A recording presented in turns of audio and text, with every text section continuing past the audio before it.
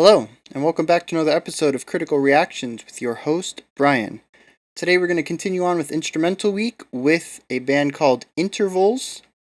This one is another highly requested band. We have requests coming in from Stevie Hawkins, Nyrus, Tundra L5Z, Alespi, Juan Panunan, Synth, Alespi again. I did not vet these very well when I created them.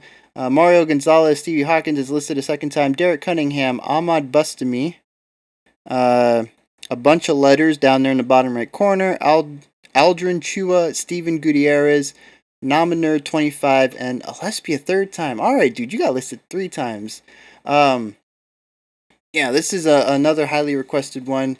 There were a couple of song requests, but I went with LIBRA for the simple idea that it features Plini, or Plini. I think Plini. This is what I did yesterday, though. So, yeah, that's pretty cool. We're going to see that dude. I mean, I loved Electric Sunrise. I think that's what it was called. Fantastic song. We're going to see what he can do with Intervals. I guess that's not necessarily the best way to kind of see Intervals on a first chance, a first reading of their, first listening of their band, but I just thought it was a cool coincidence. Also, Juan Pabunan, I think you're the only person to suggest Covet. And I put them in the Patreon poll for this week. Well, actually, it would have been last week, but for this week's songs. And they got 0 votes. So I guess you're the only person who's heard of them, because no one else even gave them a vote. Although, to be fair, this week had a lot of heavy contenders. So I don't know where Covet falls in line with the rest of, the instrumental world of metal. Maybe it's just not as popular, but yeah, I think you're the only person who's requested them so far. Anyways, back on track. We're going to check out this Intervals featuring Plini. And, yeah, let's get into this.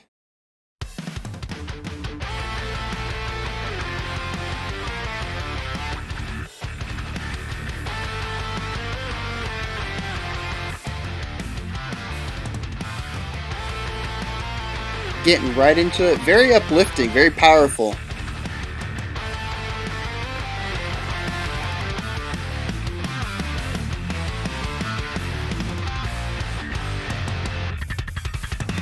Ooh!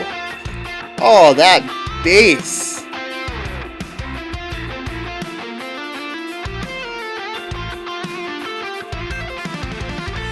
The way that they're kind of doing these short staccato notes got like a funkiness to it. Only in the lead, though. That was a dirty transition there.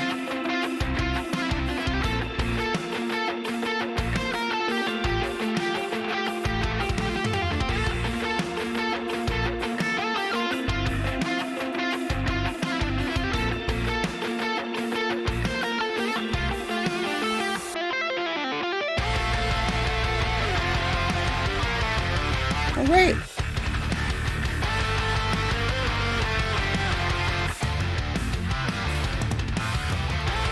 This part's very reminiscent of the first section we went through. I don't know if it's a carbon copy, but it's very reminiscent.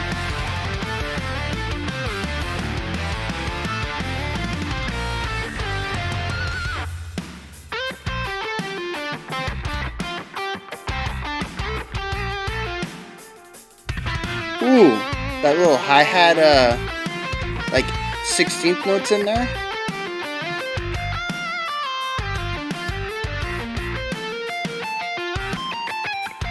Really interesting accents going on in the drums and bass.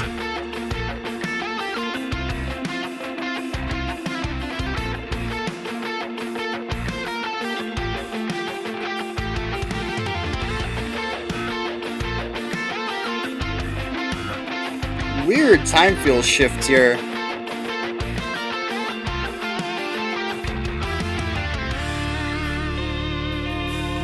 I'm gonna slow it down a little bit.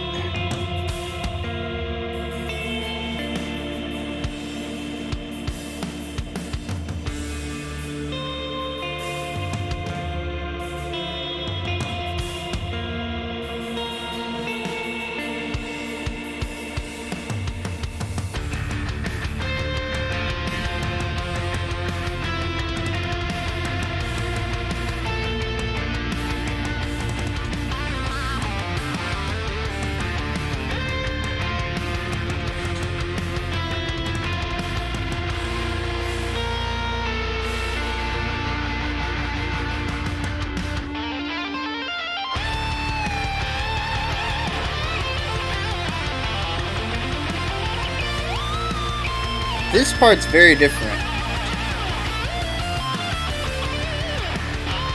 Just the guitar line. I'd almost say that this is the part that Plini had the most influence on. I don't know if this is like his part that he got to write, or if he helped the whole writing, and this is just like the part that he wrote the most. But his influence is a lot stronger here. This sounds a lot more like Electric Sunrise, Sunset, whatever that song was called.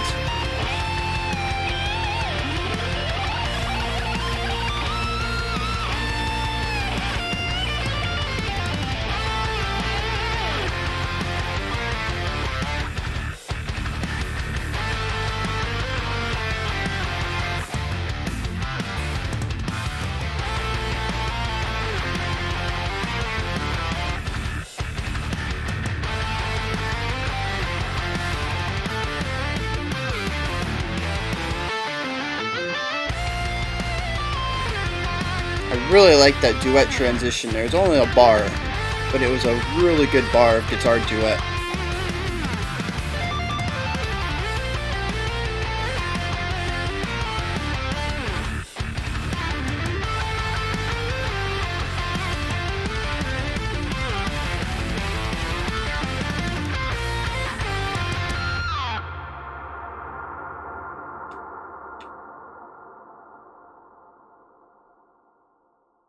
All right.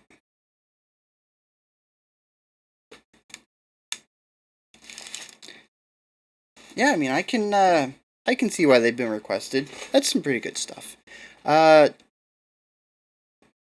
I kind of don't want to make this direct comparison, but I think it's really difficult not to, just given the context of this song. It has Plini in it. We checked out Plini yesterday, uh, and it has a very similar vibe to Plini, but I feel like it's lacking that uh, narrative resonance that Plini had.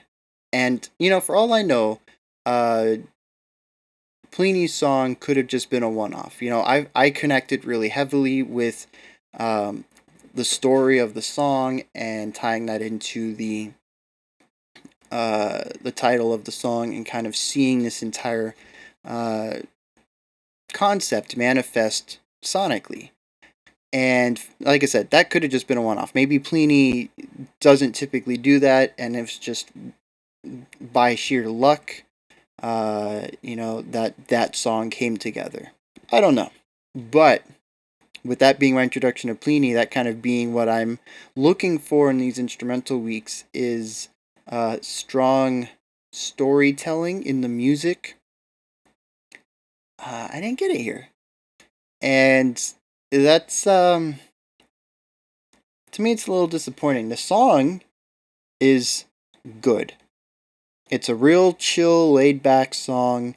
The ending gets a little bit more energetic, but the first half, I think, is really what the song was aiming for overall. Is more of this chill, laid back. We can kind of shred if we need to. We got these nice little, 2-beat pickups that transition into the next phrase or next idea. And we can play clean, we can play fast when we need to. We got these funky grooves that we can kind of sit in, or sorry, like funky time feels that we can sit inside and still play well. Um, but the thing is that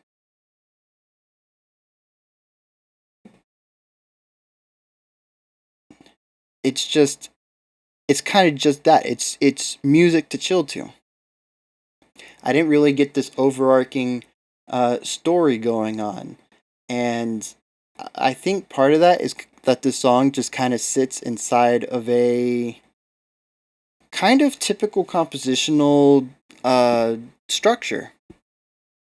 I mentioned that the third section was very similar to the first, and that kind of creates like an ABAB kind of thing going on. And then they had a heavier breakdown section, um, and then we returned to something a little more melodic and laid back to finish out with, which, if it wasn't identical to the beginning, is another piece that's very reminiscent. And we kind of had this ABABCB or ABABCA pattern going on. And that's not necessarily a bad thing if you can kind of fit the musical ideas into it in a storytelling kind of way. And one easy way to do that would be uh, I'm blanking, theme, and kind of having a central 4 or 8 bar phrase that kind of pops up here and there throughout the song, and kind of giving it to different instruments, but allowing it to pop up and have this core identity proceeding throughout the song. So when you kind of do your ABAB thing, you, instead of the entire band switching to the verse, or switching to the chorus, or switching to the bridge, you have the verse, chorus, and bridge kind of melodic ideas. Not necessarily the bridge, I guess, because that's not something you repeat. It's something you do once, typically. But you can have this melodic idea that you can ensure comes back every 16 bars or so, every 32 bars, but the rest of the band doesn't necessarily follow it. And you can bring this theme back with a bit of embellishment. You can bring it back with ornamentation. You can bring the entire section back and kind of change the way that the foundation works under it. And there's a lot of really cool things that you can do with theme and variations of a theme. And I kind of think that's what this song was missing. It's not a bad song. Like I said, the musicianship was good. The emotion was there. This is a chill song. I felt chill. I kind of had like this. I just kind of fell into the music. I really didn't really have a lot to say about it while I was listening to it, but it was just really calming, soothing. You just kind of listen to it and just kind of kick back, get a little head bob going, and that's fine. I don't have anything against music for the sake of music, or music to evoke a certain emotion, or music to enter a trance to, or to forget about the problems of life and just find something that you can chill out to. I don't have a problem with that. But if we're going to sit here and talk about composition, I'm going to have to talk about the repetition of it, and how the repetition could have been broken up, and how breaking up the repetition could have improved the songwriting, and could have improved the story flow, and could have created more of a narrative journey throughout the track. So that's kind of where I'm sitting on this song. It's good. I enjoyed it. But could it have been better? Maybe. I've said this before, but if you change a track, the track changes. And I know that seems really dumb, but it's kind of a bigger deal than the simple sentence makes it sound. The identity of this song, if you choose to not go with a repetitious pattern, and you choose to utilize more of a rhapsody idea, or theme and variation, or any of that, you fundamentally change the core identity of the song. So it might be a better song on paper. It might be a more complex song that you can talk about more in depth in a theoretical music theory kind of idea. But the song has changed, which means its core audience, its core demographic, the people who are going to enjoy it, are going to change. So it doesn't necessarily make it a better song. It's just one that I personally would enjoy talking about more. So that's kind of that's me and this song. I'm not, like I said, like I say all the time, this is one band, or one song from a band. I have no idea what the rest of their stuff sounds like, but for an introduction to intervals, I think it's a solid track, but it could have been better. So what do you guys think about intervals? If you've heard of them before, is there a different song out there that maybe I should check out? Something that's a little different from this one? Is this one kind of more, I don't know, more mainstreamy, more pattern following, just because Plini's present and they wanted to make something that would be kind of meet the needs of both fan bases? I don't know. If you haven't heard of this band before, what did you guys think? Also, does anybody think I'm just completely wrong and this song is pure perfection? Let me know let me know down in the comments. While you're down there, make sure you like, subscribe, and ring the bell. If you want to help influence the future of the channel, you can check out my Patreon, patreon.com/criticalcomposer. If you'd like to see some tweets throughout the week some of my ideas on music. I've been posting some questions and like a semi-regular daily video, some cool music that I found that isn't necessarily up for a reaction. Maybe it's like a cover or something that's just kind of outside of the video demographic here. We do a lot of metal and rock, and maybe I found some cool, I don't know, ragtime. I'll post it up there just to kind of share it. If you guys want to see that, just go ahead and follow my Twitter, twitter.com/critreactions. Both links are down in the description. And I will be back tomorrow with another reaction to further on with this instrumental week. Alright, until then, y'all take care and stay safe out there.